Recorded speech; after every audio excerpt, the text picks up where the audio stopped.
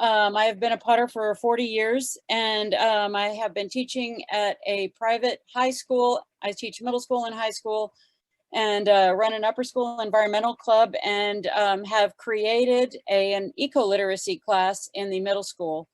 And so I'm gonna just talk about that a little bit. So these are samples of my work. On the right here is sort of a recent piece that is, as a potter, I mean, we are taught in college, you know, to make something really special for the food that we are presenting. And so when I see corporate, you know, little cubes of cake, I feel some cognitive dissonance, you know, making a cake stand for that. So, you know, how, I guess my question for myself always is, what is the appropriate vessel for actual healthy food that you are offering to somebody? Back in the day in grad school in the 90s, I used to I would go to like chicken farms or whatever, and they had an agribusiness college across the street, and I went over there and drew like confinement pigs and put them on my plates, and, you know, served bacon on it, and everybody would be like, "Oh, go, don't be so mean. Oh, you're so gross." And so when a friend of mine introduced me to permaculture, it reframed my life. And I just began thinking about it. And then as a, let's see, there we are. Can you still see it? Yes, Can you still see it? Okay, good. Anyway, as a permaculturist, I created this eco-literacy class.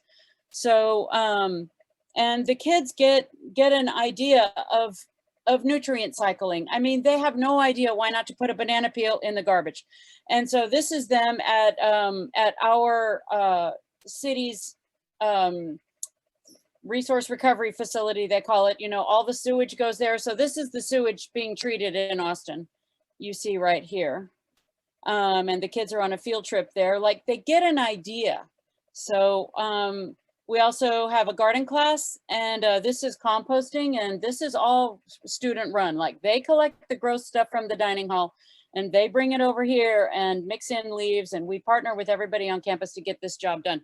And I didn't intend on talking about this, but everybody else was talking about what is going on in the brains of our high school kids. Well, our high school kids have some idea of that. Humans have interrupted the web of life, and they don't have to. You know, we can do some of this stuff. So, and I have two main statements that I repeat over and over and over, which is create habitat and cycle nutrients. And that is, I feel like, some of the things that humans need to do. Okay, let's see. So we have this, another thing is, like, if you are going to have healthy food, what is the appropriate thing to frame it? We grow some food for our dining hall, and it's our local stuff.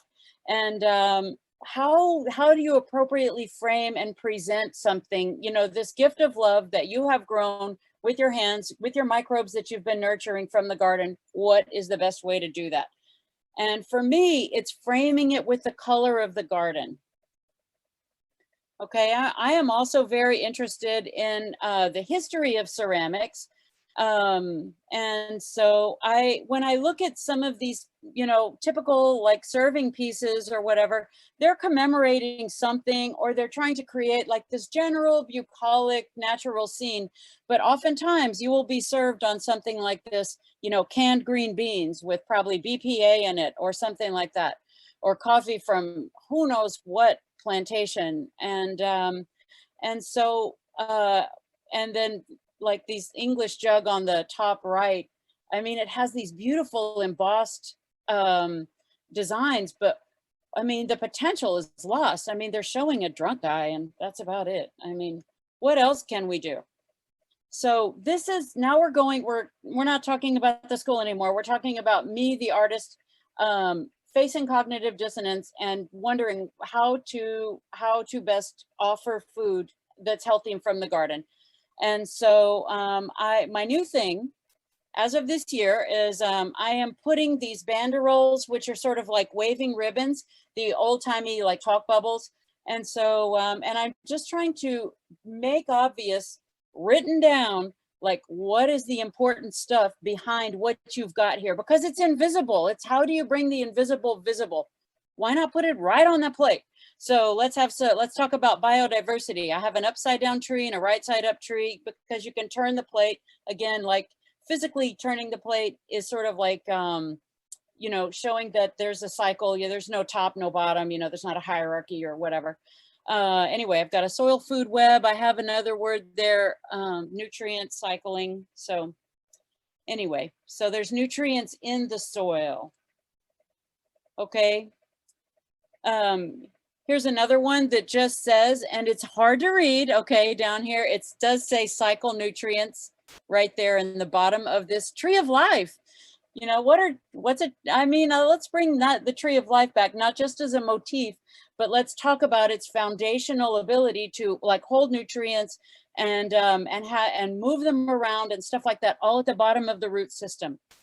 And then I have animals depicted because animals, who knew animals were part of nature's web? Anyway, I learned that. Okay, so create habitat. And then another important thing that we talk about constantly at my school I work at is carbon capture.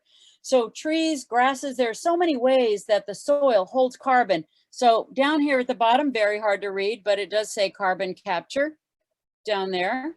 I am still working on my, you know, the display of my lettering, but I think you all get the point.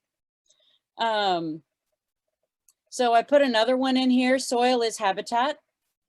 So I'll just cycle through a couple more and that'll be it. Let's see, so on this one, some of my lettering didn't come out so good because I just made a new set of stamps and I'm not that good with them yet. It says, sorry, I have dogs. Sequester carbon, and it says, oh, sorry, sequester, and then it says CO2 now, 350, referring to we need to get below 350 parts per million, and foster nature's cycles at the bottom. So these are the kinds of messages that are in my head a lot. I'm talking about it with kids who are actually actively doing it. They're also like supporting projects in the rainforest where people are sequestering the carbon of the trees, you know, the lungs of the earth and the rainforest. So the kids are thinking globally. I mean, I don't know, maybe they're influencing me more than I thought. I'm influencing them, they're influencing me. Anyway, here's the little tree of life. You can see, if you look up closely, you can see a CO2 ribbon talk bubble going in and an O2 going out. In my dreams, I will work with children to give them some banderoles and some little letter stamps, and perhaps they can write some of their own things. Perhaps we could put some algae, some soil biology on a plate and grow it around. I would love to have that extra layer on here. More is more, as you can tell, and more is more. I mean, I sometimes I think people are like, "Oh my God, your pottery blinds me." Well, my pottery mimics a healthy garden, rich with color and rich with nutrients cycling all around, rich with interactions with the animals that are coming by, the little bitty ones that pollinate like mint flowers and the great big bumblebees that pollinate something else, and birds and all the things that are spreading seeds around. And so I'm trying to capture that feeling of just the vivid life of a healthy garden on these plates. So that's what I think is a really great way to serve food on.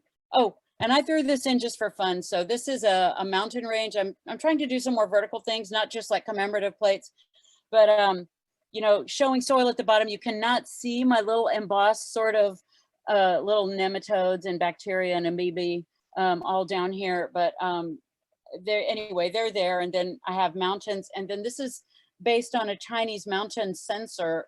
And so their incense would waft out like clouds. But anyway, I feel like a little bit of pottery poetry about permaculture might be a good way for me to express my love for soil biology. Because I think, well, like you're talking about bioremediation, I mean, heck yeah. If we can absorb carbon with soil and hold it down there, it is how we can solve our carbon emergency. So anyway, since I work with children, they all know. So anyway, that's what I've got. So thank you.